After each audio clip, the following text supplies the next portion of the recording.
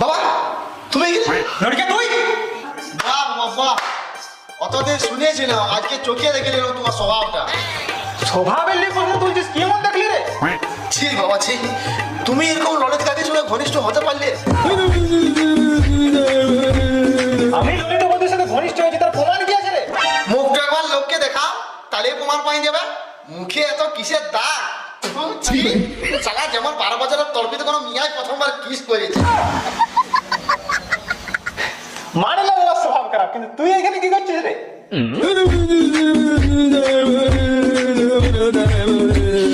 হ্যাঁ, আমি এখানে গ্রুপ স্টাডি করতে আসছি পিয়ার সঙ্গে। আচ্ছা,